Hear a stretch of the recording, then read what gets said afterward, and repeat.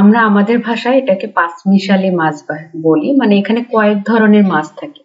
তো আমি সেখান থেকে ছোট ছোট মাছগুলো বেছে নিছি। এটা কয়েক ধরনের মাছ, এগুলো হচ্ছে কাটা সহ চিবিয়ে খাওয়া যায়। সেই মাছটা আমি যেভাবে রান্না করছি সেটা আপনাদের সাথে শেয়ার করি। প্রথমে ছোট মাছগুলো তো অবশ্যই ভালোভাবে ধুয়ে নিছি, তারপরে লবণ আর হলুদ দিয়ে একটু মেখে রাখলাম। এটা যে করতেই হবে বিষয়টা এরকম কোনো কিছু না, তবে মাছ বেশিক্ষণ থাকলে দেখা যায় যে হলুদটা মেখে রাখলে মাছটা ভালো থাকে। আর আমি এখনই রান্না করব, তারপরে মেখে রাখলাম লবণটাও যেন ভালোভাবে মাছের সাথে অ্যাডজাস্ট হয়ে যায়। আর এটা রান্না করার জন্য এখানে আমি টমেটো নিছি 2টা, আর হচ্ছে কয়েকটা পেঁয়াজের পাতা, আর হচ্ছে 3টা হচ্ছে পেঁয়াজ আছে মাঝারি সাইজের। মাঝারি বলতে একটু মাঝারি থেকে একটু বড় 3টা পেঁয়াজ নিছি, টমেটো 2টা নিছি, আর হচ্ছে পেঁয়াজের পাতা দিয়ে দিলাম সরিষার তেল কড়াইয়ের মধ্যে। আর হচ্ছে পেঁয়াজগুলো দিয়ে আমি ভেজে নিব, মোটেও লাল লাল করব না, একদম শুধুমাত্র পেঁয়াজটা সেদ্ধ হবে তখন আমি টমেটোটা দিয়ে দিলাম।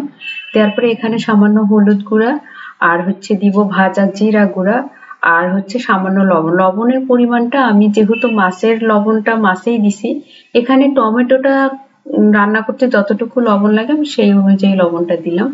আর জিরাটা হচ্ছে আমি ভেজে গুঁড়া করে নিছি, এই জিরাটাই আমি ম্যাক্সিমাম তরকারিতে ব্যবহার করি। তো এটা এখন একটু নেড়ে হচ্ছে ঢেকে দিব, টমেটোটা সামান্য একটু সেদ্ধ হোক।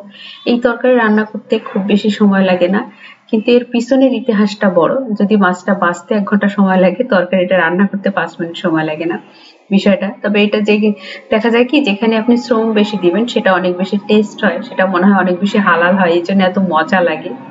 তো এখন টমেটোটা যে খুব বেশি করে আমি একদম ভেজে নিছি তা না, সেদ্ধ যখন হয়ে গেছে তখন আমি সেই মেখে রাখা মাছগুলো দিয়ে দিলাম।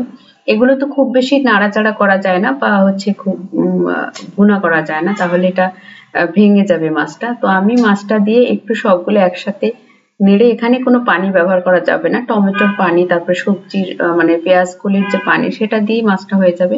একটু নেড়ে আমি আরো কয়েক মিনিট একটু ঢেকে দিব। আর বেশি নাড়াচাড়া করব না, কারণ হচ্ছে ভেঙে যাবে মাছগুলো। এই তরকারিটা মানে হচ্ছে ওই সবজির যে পানিটা সেটা দিয়ে মাছটা সেদ্ধ হবে এবং একটু নিচে পোড়া পোড়া হবে। এটা খেতে খুবই মজা লাগে আমার কাছে। আপনাদের কেমন লাগে জানি না, জানাবেন। এটা একটা লাল, একটু সাদা, একটু সবুজ। হচ্ছে আমার বাসায় বা রান্নাঘরে খুব বেশি লাইটিং এর ব্যবস্থা না, মানে লাইটিং মানে জানালাটা অপোজিট সাইডের জন্য ভিডিওটা এরকম দেখা যাচ্ছে। Parsis colour truly nice. এটা দেখতে যেমন হচ্ছে দেখতে সুন্দর, আবার খেতে অনেক বেশি মজা। অলরেডি কতটা পানি বের হয়ে গেছে দেখেন, পেঁয়াজের পানি আর পেঁয়াজের পাতা থেকে যে পানিটা বের হয়ে গেছে। এখন আমি জাস্ট পানিটা কমানোর জন্য চুলাতে হচ্ছে বসার, মানে যেন পানিটা কমে একটু পোড়া পোড়া হয়ে যায় ততক্ষণ পর্যন্ত বসায় রাখবো। নামানোর আগে একটু ধনেপাতা দিয়ে নামায় ফেলছি। এই হচ্ছে ফাইনালি তরকারিটার কালার। দেখতেই পারতেছেন এটা আসলে অনেক সুস্বাদু হয়। বাঙালি খাবারগুলো আসলে অসাধারণ।